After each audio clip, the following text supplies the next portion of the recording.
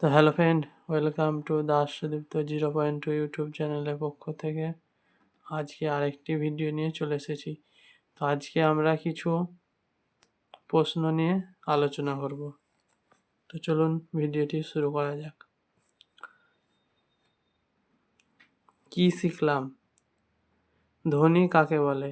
বাকযন্ত্রের সবচেয়ে কম চেষ্টায় অর্থপূর্ণ শব্দের একেবারে ছোট অংশের উচ্চারণ হলো ধ্বনি।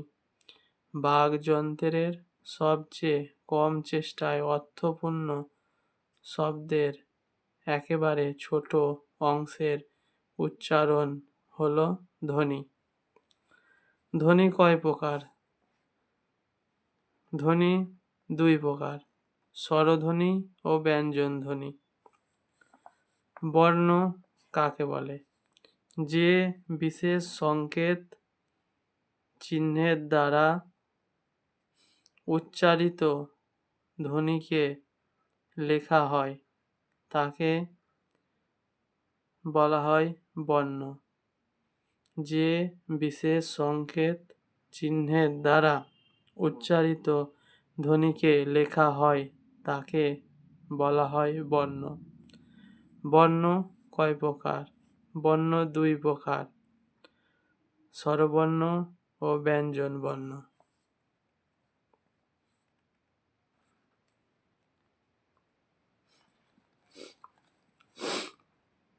স্বরধ্বনি কি?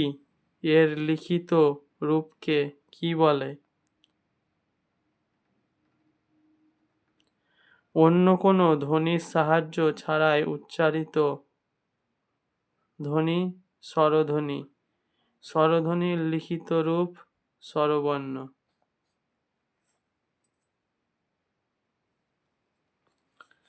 অন্য কোনো ধ্বনির সাহায্য ছাড়াই উচ্চারিত ধ্বনি স্বরধ্বনি। স্বরধ্বনির লিখিত রূপ স্বরবর্ণ। উচ্চারণের দিক থেকে স্বরবর্ণ কয় প্রকার ও কি কি? উচ্চারণের দিক থেকে স্বরবর্ণ কয় প্রকার ও কি কি? উচ্চারণের দিক থেকে স্বরবর্ণ দুই প্রকার,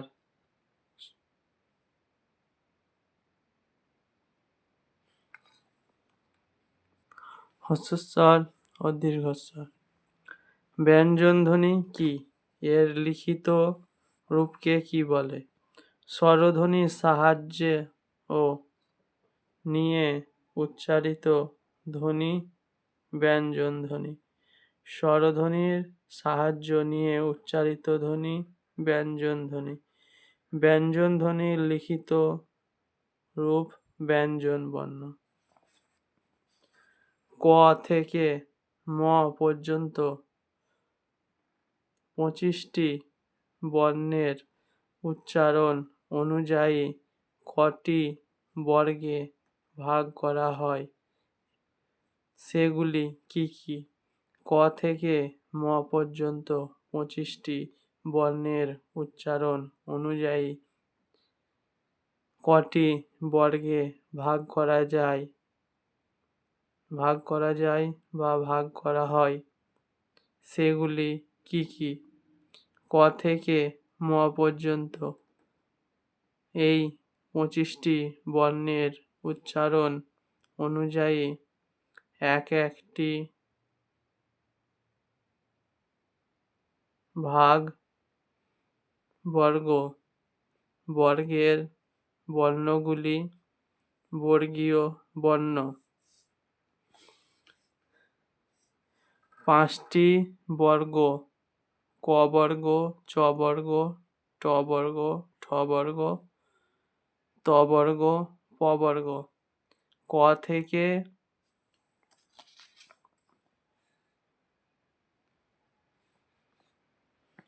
থেকে ম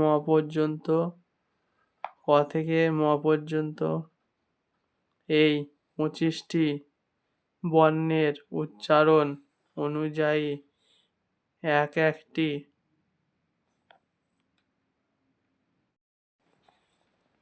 এক একটি বর্গ বর্গের বর্ণগুলি বর্গীয় বর্ণ।